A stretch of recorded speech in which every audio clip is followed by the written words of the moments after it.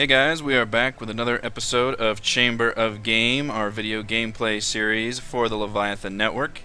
I am your host, Eric Watson, the PC editor for Leviathan. You can follow me on Twitter at Rogue Watson. I'm currently in the driver's seat, and joining me for our gameplay video session is our entertainment section writer and dear friend of mine. Follow him on Twitter at Serial Viewer, Mr. Chris Renner. Hello, Chris. What's happening, Eric? Well, I'm staring at a giant portal into another world, Yeah. and a bearded wizardy type guy is beckoning me forward. He looks into this. wise. Does he? Just because he's old? The beard. Beards are wise. Yeah, I suppose so. Or homeless, but in fantasy setting, I assume wise. I think so. This is Warlock 2: The Exiled, which is basically a fantasy version of Civilization. Warlock: Master of the Arcane was the original game that came out, I believe, in 2012. And was kind of the first one to utilize that idea. It's not a wholly original concept. In fact, we've seen the earliest one I can remember, besides maybe like Master of Magic, obviously in the early 90s. Well, there was a mod for Civ 4 that became it was a total conversion mod that changed the whole game to fantasy, and it was so popular they included it in one of the expansions for Civ 4, Beyond the Sword. And it was really cool, but it was kind of limited in scope and what it could do. So obviously something like this kind of takes that aspect and makes a whole game around it, which, doesn't really invent anything new, but does an interesting concept of combining a lot of fantasy RPG aspects like heroes and battling monsters and getting items and exploring stuff with very classic Civilization gameplay elements of getting randomized maps and building cities and getting resources and creating buildings and leading armies and all that jazz. So kind of a cool mishmash of genres. Now, if you've played the first Warlock, I know this one is not that much different. It just kind of improves everything, almost to where a lot of fans of the first game were like, why wasn't this just kind of an expansion pack or something? Although it's not priced, like a full-blown $50 or $60 game. That's kind of the advantage to the PC market, I think, is you can have a lot more variation. It's very much kind of a mid-range. I believe it's 30, which seems closer to what it should be. So Is it a significant graphical upgrade? no. No, Okay. not really. It adds like new races and some better kind of UI and mechanics and a lot of little fixes here and there. And the actual campaign, The Exiled, refers to the fact that basically just one of the mages won in the first game, and he kind of sundered the whole world into all these little floating land masses. And when you select The Exiled, in fact, I can show you. Click on New Game. You can either select Sandbox Mode, which is essentially just a normal randomized map, or the Exiled, which the Exiled puts you in a specific, almost a story-based version, and you start off on a little floating island, and it's interconnected with about a dozen other, basically tiny-sized maps that are all connected with this web of portals. And it's interesting because you end up conquering kind of each one at a time, so it does create this kind of linear story as you do get stronger and go along, and it's kind of a cool concept to turn like a game of Civ into this kind of linear story-based experience. Interesting. It is. It's a little long. Like, I mean, games of Civ are kind of long in general. This game, especially because you're not advancing through the ages and upping technology and stuff, I think it kind of wears out its welcome sooner than a game of Civ does. I found the Sandbox mode had the appropriate length given the map size I would choose, whereas the Exiled lasted a long time as you go through all those little portals and whatnot. So you don't advance units or anything like that at all. It's just building whatever units you for the start most with. part, yeah, I believe most of your basic units have like one advancement. After you build like their more advanced building, you get the more advanced version of that unit. Okay. But otherwise, it's pretty limited. But since this is a gameplay video, we can show some gameplay. So I just hopped into Start a New Game, and you can see, back up for a second, it offers full mods, pretty easy with a mod loader, even right here you can turn off and on, and an editor, which is fantastic. Multiplayer, nice. I mean, it's got a lot of nice little, things you would expect from a strategy game, but, it is nice that they have those things. Yeah. Although, if you click on options, it's pretty basic. Like, you've got, your graphic options, and then game, Then not a whole lot of options here. Animation speed. That's an interesting one. There's no like remapping of keys or a whole lot of like just Yeah. basic options, so it's kind of a bummer there. And I like some of the unit design. I'm not a huge fan of their actual 2D artwork, but the actual animations and units they do are kind of cool. So let's go new game. Difficulty normal. I've played a few strategy games in my time, sure. Sandbox mode. So these are your victory conditions, which are defeating the Great Mage is basically the normal one. Unity spell is kind of like you've researched everything. Now you're gonna cast the ultimate spell, which is, again akin to like a science victory on Civ or something. Right, exactly what I was thinking about. Like, you've gone into space, you win. Right. Holy Grounds is like capturing a certain area on the map, and then Avatar is summoning a god's avatar and then killing it. Because you can align yourself with the various gods, but aligning yourself with one god angers the other god, because gods are petty like that. Monster spawn rate, which is a big one in the game. Monsters will constantly spawn, which is kind of like the barbarian camps in Civilization, where you have those barbarian camps in the fog of war, and they'll come after you, and they're basically only there for the beginning of the game. Well, Warlock takes that into the entire length of the game. Like, monsters will spawn up like in your territory, or just kind of wandering around. You'll be fighting a war, and all of a sudden this fucking red dragon will just swoop in from the west side, and you're like, oh, Nice. shit. Alright, so we can do our world type, world size, map type. Cylindrical world, what does that mean? It means you can go around it. And if you go like on the western half of the map, you'll appear on the eastern side. Gotcha. Or you can play Discworld and just have it stop there. Flat, okay. On a cylindrical, can you go north to south? You cannot. Just like Civ, it actually has a border there. You can't actually go north to south. Yeah, they have to come up with a way to do it, I guess. Right. That won't destroy your brain. So you've got map size. You can see that the number of players automatically adjusts to kind of tell you approximately how many enemies you should have on one of these size maps. Although it's a shame it actually straight up limits you. The AI just won't even let you have more than a certain amount on each map size. You can't create it too crowded. Right. And the additional worlds actually means it'll have portals to completely additional worlds on the map. Which adds that mechanic, which is interesting. So we can do... Let's just do one big great land. And we'll do a flat world, medium, with 3 guys. You can choose your guys. We'll just leave them random. Are those like witch hats? Is that what we're They looking at? are... Okay. Yeah. Which hats. So you can choose your dudes. There's quite a few, which we can choose our guy coming up. It's not going to let me click off this. There we go. I would have liked a little more advanced options for creating the world. Right. I know Age of Wonders did that pretty well. You could choose like how many mountains you wanted and forests and all that kind of jazz. Yeah, and it doesn't seem like that sort of thing is that hard to put into one of these type of games because it's just number generators, right? Like I would think so, mountains and amount of rivers and that kind of stuff. Yeah, for sure. Merle's card, officially known as the Hat. The Hat. The worst nickname ever. That's right. So you've got all these pre-made guys you can choose, which perks are similar to, again, I'm going to be comparing it to Civ a lot.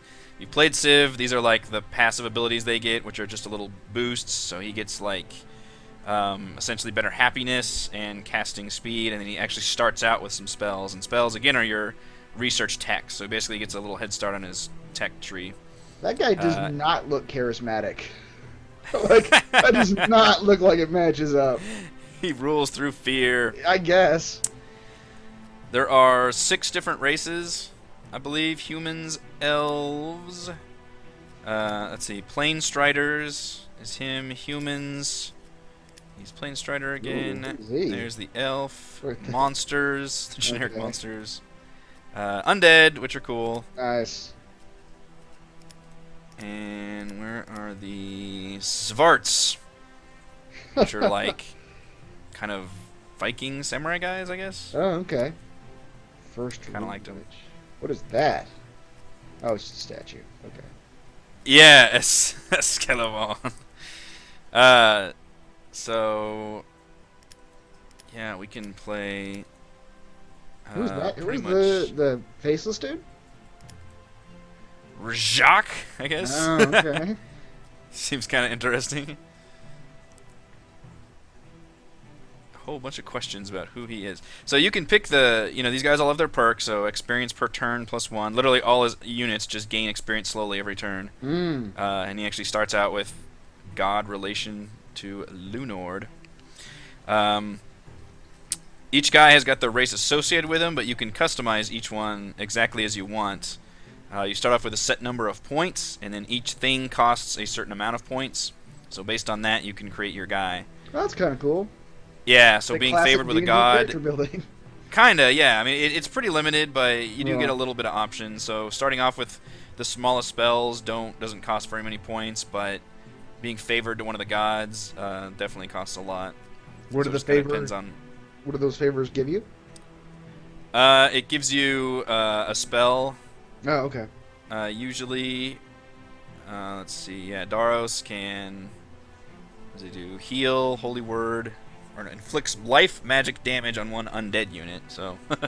Okay. Summoning rats, Rune of Protection. Nice. So they just do various things. Death magic. Let's see here. Who do we want? Let's go back. Oops. Character. Oh, preset. There we go. Okay, now we're back to the screen. So let's go with I don't know. Go with Dragon Queen. The Dragon Queen. She seems cool. All right. Anybody that's played Civ 5 will be instantly familiarized with most aspects, although I find the UI is a bit... It's functional, but it's very unattractive. And a lot of things are hidden to where you really have to dig in deep to figure out where the things are in an effort to like kind of clean up the UI, I think. So you can see I start off with a city, Aerith Karn, right in the middle of a bunch of friggin' mountains. Yep. And a whole bunch of units right here. You can instantly kind of already see how the world is divided up into hexes. Right. Wow, very fairly obvious clearly. hexes too. Yeah, for sure. Yeah. And this follows Civ 5's rule of 1 unit per hex. Oh, okay. So no unit stacking, and you do have to worry about pathways and all that. Yeah, your actual tactics when putting dudes on each other. There's only 4 resources, and one of them is simply how fast you research your next thing, which is research points. Okay. So the main one is gold, which is used for damn near everything. Food, which is used for units, all have different food amounts and heroes. And mana, which is interesting because some units will have a mana upkeep. Spells that you can cast permanent buffs on units, or global spells. You can terraform the world. All that has different mana upkeeps as well as giant mana costs. Okay. I like that idea. Sort of a more permanent aspect to the or look at the like magic spells. That's interesting. Yeah, like even the spell book, it's functional, but it's just not terribly attractive. It's the Heroes 2 spell book. Kinda, yeah. So you can see I start off with a spell, Lesser Fireball, costs 15 mana. And I mean, again, like all these little texts, like it's kind of jumbled, but you can see it takes 15 mana to cast. It actually, all your spells are half off if you cast them in your territory. Okay. And that just does, this one just does straight damage on a unit, elemental damage specifically. Units have all kinds of damages and resources they can do. If we look at our Wrathy Spearmen, The Spearmen, you can right click and everybody has a giant wall of flavor text, which is actually, I really enjoyed it. A lot of them were really funny. Nice. They tell you what should always be clean shaven. His hair should be washed and combed, and his spear and shield must be as smooth as glass. Wow, these guys are pretty. These guys are strong. 15 attack already. Yeah, so that's all their upkeep. Sight range. So their upkeep. So per turn that they exist, they take all this up, which is a lot for a unit actually. But look, I mean, to look at all their abilities are these little icons you have to hover over. Oh right, okay. And this tells you, okay, he comes with innate resistances. He does plus 50% elemental magic. and he has a sight range of +1. He has resistances built in. These are all the different, which this gets interesting. These are all the different kinds of damage every unit can do. Besides just melee and missile, there's 4 different kinds of magic. Wow, okay. Life, death, spirit, and elemental. And this matters a lot because units can be straight up immune to some, and they can be 0 or negative for one. So like this guy, if I go up against anybody that does life magic, that dude's going to do like no damage to me. Where if that guy does spirit magic, he's going to do full damage to me. Yeah, okay. And that's going to be a big difference if you're looking at the numbers when you're attacking somebody. You're like, why the hell is that so different? Well, that's why. Right. Movement points. I actually kind of like the way that's displayed easily. That just shows you exactly how many they can move. 1 unhindered square. But the problem is things like hills and mountains take up more to move. And then life bar, and you can hover over his attack. Just don't like how things are so tiny. What is the little symbol above his attack? That's telling you he's doing elemental magic damage in addition to... Yeah, it... Yeah, it is a little... And then there's 3 tiers, I believe. There's common, advanced, and elite. And then whatever their kind of unit is. Okay. But I wish that was explained a little better, rather than just seeing somebody with like a way bigger numbers. You're like, whoa! Like, okay, he's elite or whatever. Alright, so we can research a spell in the beginning, which takes us to our research tree. And again, this was a neat idea, but I feel like it just still wasn't fully explored. There's really only these 2 paths. This one has to do with getting your god reputation. So these are kind of like the specific god spells you can do. Oh, okay. So really, these are the only 2 that you have, and as soon as you get 4, you can go to the next tree, and you get 4 there, and you can go to the next tree, and so on and so forth. Not a whole lot of different. Yeah. This one's more combat oriented. This one's more global buff / summon oriented, I guess. Okay. Since you're here and you always go by Firestorm, we're gonna go ahead and research Firestorm. Hey, there you go. And that says it's gonna take us, I believe, 12 turns to research based on our shitty research skill. So does each hero have their own units? Each race has their own units. Out of the 6 races. So these are the Elven guys specifically, I believe. So this is the town screen, which all it does is just kind of zoom in on the actual town thing. Yeah, very Civ 5-like. Yeah. And again, the UI is just super not attractive. Just the blue coloring and all that none of that does it for me. And these little icons. It looks like a game from the late '90s, like how they would set up their menus and stuff, like big blue buttons. Kind of the sensibility of it. You can see now. The interesting thing is each building actually does take up a hex in the city. So you actually have to decide where things go. You can see by hovering over it, I can see I've already got a market here and a farm down here. And then there's a chamber of arrows, which is why I can build my archer guys right now. Oh, okay. So next thing I want to build is, who knows, I can click on this show building tree, and this actually does remind me of like a Heroes 2 style. Yes, yes it does. Building start. So this kind of tells you, okay, if you start building it this way, and then this is the units you'll get. You'll get Warlocks if you go build Mana Trap, and then the Hall of Alchemy, and then the Chamber of Magic. Which is useful to know what the hell I need. I've got the Chamber of Arrows now. These drawings are like web browser game drawings. Yeah. They're pretty cheap looking. Build Chamber of Spears, but that's going to cost me 2. Yeah, so these are all the normal buildings you can do, and then if you zoom all the way down, you can see all these special buildings. Wow. Which they all require a certain resource to find on the map, which that's kind of cool. You can find all these resources on the map, like dragon eggs. If you find dragon eggs on the map and you build and you have them in your domain, usually because they're near a city, then you can build a red dragon nest on top of that, and from there build your own red dragons. That's kind of cool. So you could randomly be able to get certain units, and the enemy could randomly be able to get others. Right. Yeah. Regardless of your race, it determines what you find on the map. I've found dwarven villages, so I could build dwarves.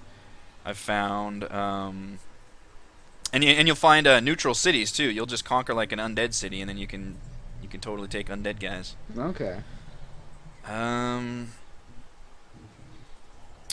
Could get more money. I'm gonna assume I'm gonna get money. Let's build a chamber of spears, which we need to hopefully actually up our area. We need to build a farm. So we're not going to have very many area. Is that what a to farm build it. does? Is it increases the location? Yeah, essentially. It'll increase your food resource too, obviously, which you'll need. Oh, does it grow like But Civ 5, where just after you have enough food, your city will it's a just certain threshold, yeah, and then the whole thing will increase a bit. Okay. So let's go ahead and build a farm first, then.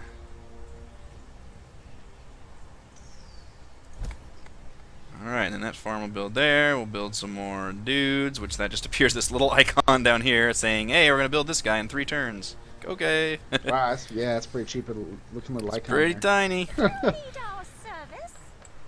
Alright. So, where can we put y'all? Relevant archers. Oh no, we see rogues. Free Rogues Guild. So these guys are a neutral unit that just stand over this Rogues Guild and just says can be looted by any unit. So as soon as I remove this threat, then I can loot that and get some kind of reward. Nice, okay. And you'll see just like Civ, like I hover over it and it'll immediately tell me, okay, my attacker will do 15. They have no defense against missiles, so it'll do a full 15. And these guys can't counterattack, so that'll do pretty good damage against them. Twang, twang, twang. Very Civ 5 animations there, too. Yeah, for sure. And you'll see here, the blue lets me know how far they can go. Once it turns yellow, that means it'll take them more than 1 turn to move. Because they'll be out of movement points. Even though they have pretty good movement, walking over hills and forests is kind of takes up a bunch. Right. Jeez, ice elementals right here. That's fun. Nice, okay. Yeah, so we can right-click those, and those guys have super good life magic resistance and nothing else resistance. Right. So. Okay. And now that, yeah, so they're not actually that strong, although they look powerful. So let's go ahead and move slightly towards them, I guess. Okay, so here we've got iron. So if I've got that in my domain, I can build, I think there's 2 different buildings you can build. One gives you like a perk, and the other one gives you increased resource of something. Pumpkins, same thing. Pumpkins will give you more food, and a special pumpkin farm that you can build on top of it. So this is already looking like a good spot for a second city down here. Right.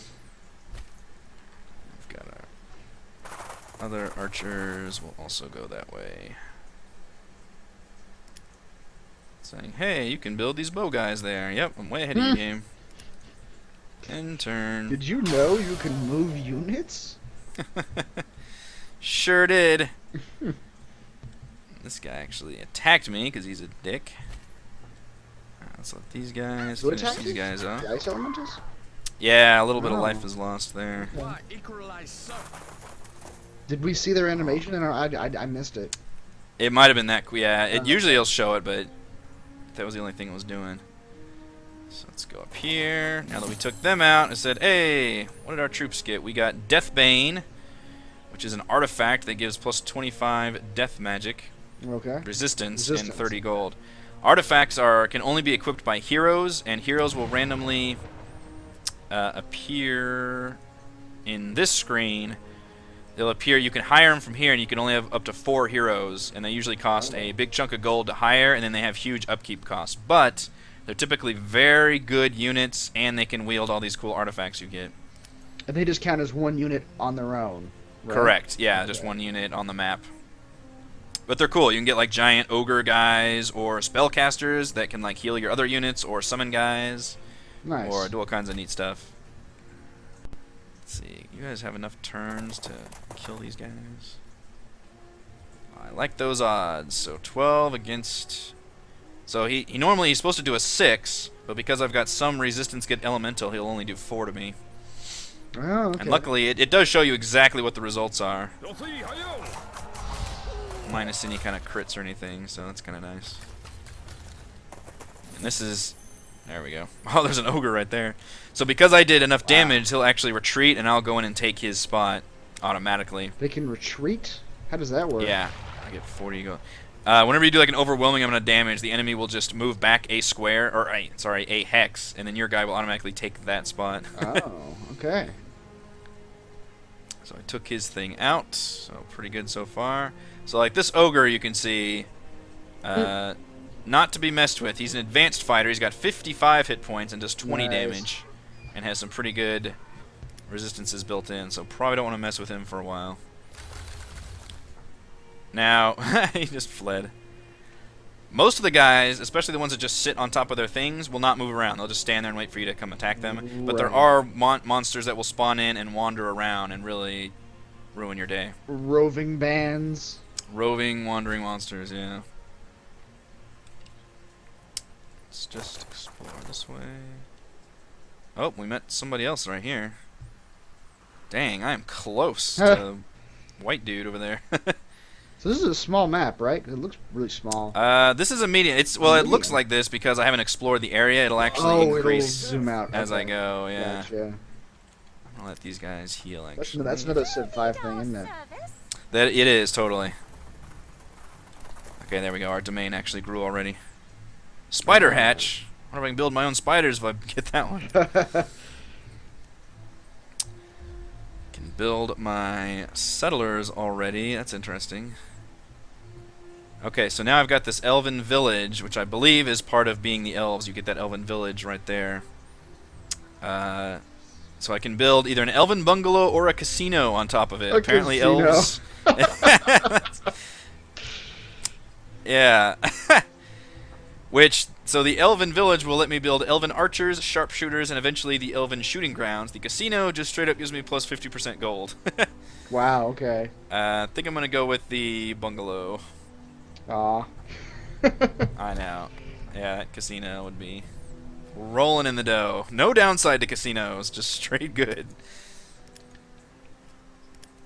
Now I can build the settlers, which I probably will build them soon. Now, one thing they use to balance the game somewhat, because I think the first game had... I never played the first game, by the way, but I believe it had this problem, is building a lot of cities until you were just so powerful. You just do whatever you want. This one, you'll see, actually, I'm 1 out of 5 for cities. I don't think there's a hard cap, but if you go over it, you start getting hugely penalized in, like, your resources. Right. And if you want to build a new city, you can turn one of your existing cities into a free city, which basically shuts down its production aspect and essentially turns it over to the AI, and still lets you kind of gather a few resources on it, and I think get the domain still for it. Okay. But you got to be selective with the city. It basically it doesn't want you to expand too much, essentially. Right. All right, there's the guys we just built. Let's move. Whoops! Shouldn't have moved that fast. Through the spiders. Oh, well, I can kill them right here. For the elves. Elves are dorks.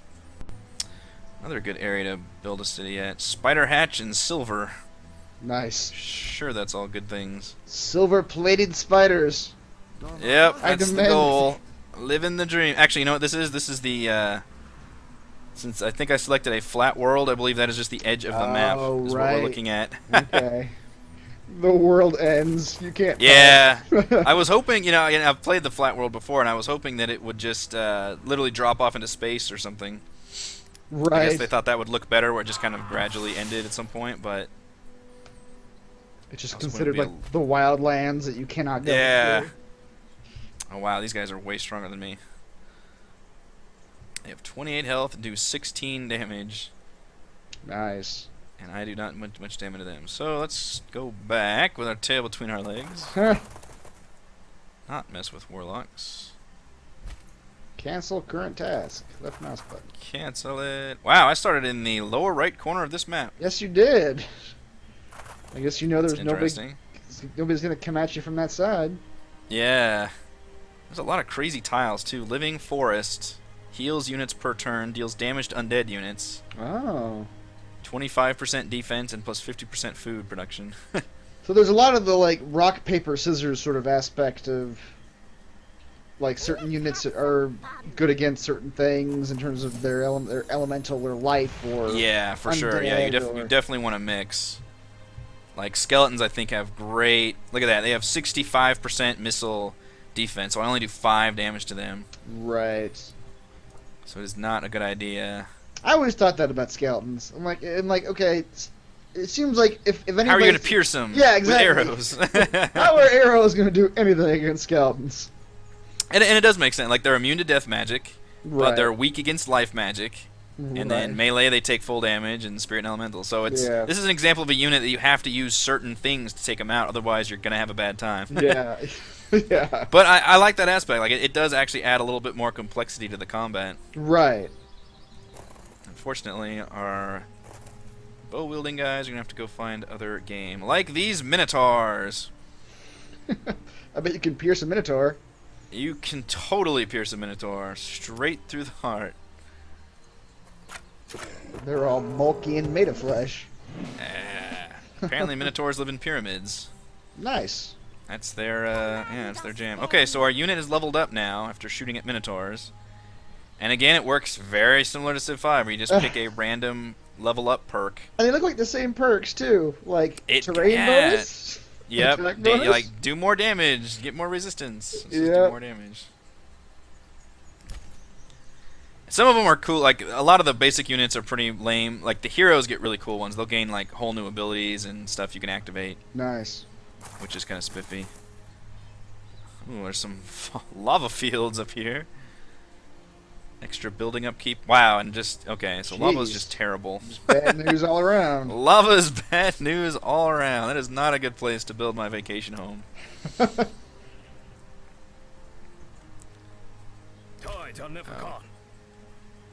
So we don't have anywhere to do down here. Oh, there's rogue. We missed these rogues somehow. Alright, you guys are... Oh, on guard. That sucks. What does that mean? They're just on defense mode. They know they're being surrounded by elves. They retreated into their pyramids. Yeah. Filthy pyramids won't save you now. Fortunately, I used all my... I should have attacked with them first. A new unit. Now you can build elven archers. Let's build a settler first. How about? 'Cause there is some prime real estate around here. These guys. I need these guys to heal, actually. Oh dear. Somebody's being attacked. So they can just hunker down and heal. These guys get attacked. Are those skeletons chasing them down?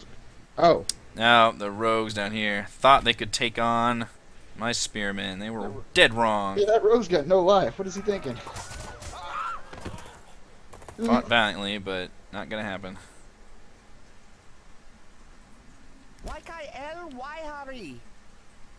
These elves have terrible voice work.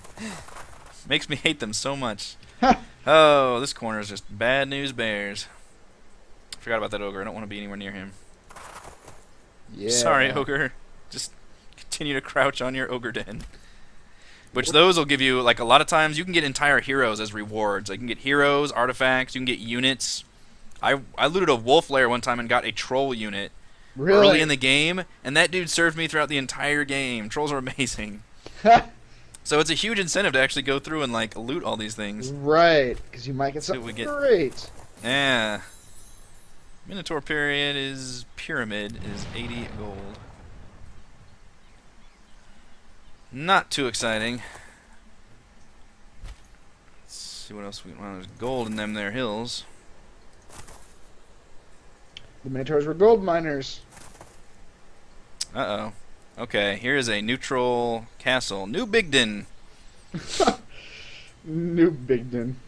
Yeah, which that's going to be hard to take now, but it's definitely a good real estate because you can take it over and literally just take that whole area. Oh, okay. But like Civ 5, towns have their own, like he's got his own life bar, you can see in the lower left, 150 life, and he does his own damage. So it's a siege taking them. It is a siege, yeah. There are certain units that are better at just attacking cities. Oh no, the ogre! Oh boy. Oh god, he just stepped out Wow. and murdered them. He just I will barreled secede through. that area of the map to you, sir. Jeez. That is scary. Hopefully he'll just go back to his ogre den after he's finished eating them. We're not gonna be able to kill those guys. Donkeys! Sand golems! Sand golems. These guys are That's new. also pretty strong, actually. Yeah, there's some neat units. I mean, for fantasy, they do explore a lot of interesting units. Are there a lot of them? It seems like it, yeah. Yeah. They have like pretty much every standard unit you could think of. An ogre's den that's undefended, so there's gonna be an ogre nearby. Oh god, the sand golems! They're chasing you. Yeah. The interesting thing here, these guys, these earroll bows, are a support unit, which means if a unit near them gets attacked, they join in on the counterattack. Oh, really? Which is what just happened here, yeah. That's why they got to Okay. attack at the same time, which is pretty nice. That is. Still not going to do a whole lot of damage to these guys, though. I wonder if I move here, if I can still attack. Yes. Oh, I just want to take that ogre den now. Let's do it. Oh, just 70 gold. I'm waiting for something to give me something good. Something you can take with you. Yeah, exactly. Let's continue pelting him. Critical hit. These guys leveled up. Let you guys sit there and heal. And we've got our settler, so let's show off building a town. So we can either build it here between the pumpkins and the irons near Sir Ogreton, or near Yourself up for a pumpkins. Beowulf situation down there. It could be You're dangerous. all right next to the ogre den. Maybe go down a little bit more this way where the spiders, pumpkins, and silver was. Elven archers. Ah, he just ran back to his thing, didn't he? I didn't think we'd be able to take you, Sand Golem, but... You wouldn't think sand golems would be particularly Oh. susceptible to arrows either. Well, they're at least more there than skeletons, I suppose. Right. I'm just imagining Sandman, the Spider-Man villain. I know what you're imagining. So if we go here and we increase it by 1, then we can get pumpkins and silver. Is that the best move? Notice how the turns just go instantly, though. It's just pretty nice. I haven't even been able to keep track of the turns, so Yeah, it's like I click all end sort of- turn and yeah. just everything comes back. It's all seemed pretty that seamless nice. to me. Alright, and we can build our Chamber of Spears.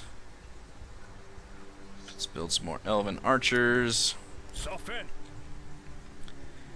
Alright, our new town. Where's it going to be? Here. Take advantage of a spider hatch. And then hopefully grow into some other cool shit down here. Oh, there's a... Oh, that's right. I never took care of those skeletons. Spearman, I've got a job for you. Spiders. Ugh, and there's polar giants down here. Polar. Wow, okay. They're going all sorts of places. And they have a cold breath ability. Good lord. That sounds terrifying. How do the abilities work when on this? They get to do it instead of attacking, and then usually they'll have a cooldown associated with it. Okay. And usually they're pretty good. Yeah. Alright, we're going to build our second city here. A new It's city has been founded, my normal. lord. Normal Karn. Ugh. These names. Apparently it's everything Karn. Yeah. Forgotten Temple. What secrets do you hold? Gold and mana. You found their mana pit. I did. Oops, vampires. Vampires. Need our service. That's not what I wanted to run into. Let's see. Can I build something here yet? Maybe not yet. Okay, so apparently on a spider hatch you can build a silk workshop. as soon as it grows a little more. What does that give you? Well, this is part of what annoys me about the UI. Is it says it gives perk Magnificent Silk Robe for classes, and then a little tiny icons let you know it's a caster and healer. Oh wow. Adds to use 5. So what that means is you have to then go into a separate screen, which is this one, and you can see it says perks from buildings, and then it'll list those, and then you can individually assign that to each unit, and then it will tell you what it does, which is usually some kind of adding like resistance or armor or something. Oh boy, that sounds like a Yeah, weird it's a way lot around. of... I know, and it's just annoying that you can't look at this and say, okay, give us perk, Magnificent Silk Robe. What the hell does that mean? Yeah, Like, yeah. how would I know what that means? There's no way to right-click. There's no course. Civilopedia thing to search by. Yeah. You know, Come on, Eric. that kind of Everyone thing. knows what a magnificent silk robe is. Yeah. You learned that in kindergarten. the the learning curve for this game is unfortunate, I will say, because I think Yeah. there's a lot of cool stuff here hidden underneath, but like in the tutorial is just a bunch of like overlay text messages that just kind of appear on each screen. Right. Like it's just kind of obtuse, and it's unfortunate because I feel like there's just a barrier of entry there that I think Civ 5, it's a great example of how it does a good job of that. Or Age of Wonders 3 did a good job of just having a searchable database that you could just type in. If I was confused on something, I could just open it up and type it in and Right. hit What is enter, and it would this? pop up with, and to define whatever thing I was looking at. I just feel like that's definitely missing from this one. Otherwise, I mean, it's got some glaring problems with it. Obviously, the art style and a lot of the, I could almost wrap it up by saying it wears its budget on its sleeve, very much so. Yeah, it strikes me as having like no polish. It's got Yeah. exactly the amount of polish it needs to function. Yeah, I would say. Ooh, that was nice. Critical hit.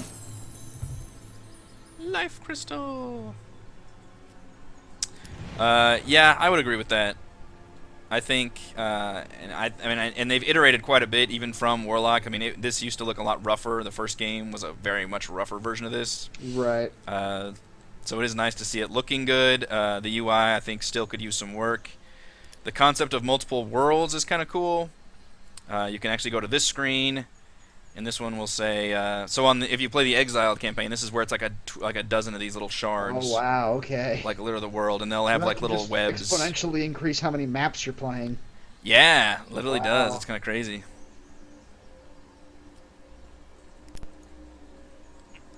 But and the thing I just got, by the way, is for spellcasting, you can add a rune to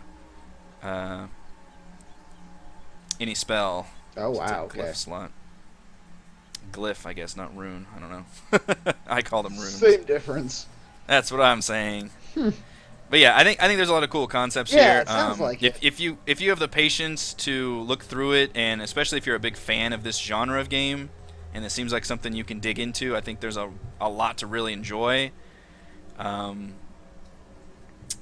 But it's definitely got a learning curve to it. I think once you learn a lot of the concepts, like once I figured out what a lot of those things did, and I figured out how to open the unit panel and do all that shit, I had a lot more fun than when I first started out.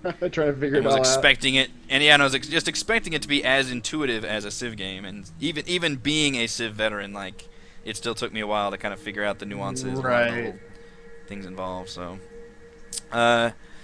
but there's definitely some good stuff there. There's a review up on the site that I wrote. I ended up giving it an 8 out of 10. So despite that's good. despite a lot of my annoyances with lack of a searchable database and learning curve and some UI stuff, I still actually had a really fun time with it. It's difficult to show. I mean, these can easily be 5 to Right, 10, 15 hour right. long Yeah. session game. Yeah. And you're gonna get 5 hours in before you get to any of the real meat of the conflict and all that. Sure, so- yeah, and again, that's either gonna scare you away or it's gonna make you start salivating, and that's, I understand these kind of games don't have a Yeah. mass appeal, but I am thrilled that there are people that are making these kind of games. I think it's really cool, especially getting this and Age of Wonders 3 like within 2 weeks of each other is absolutely amazing. So definitely check out the review on the site.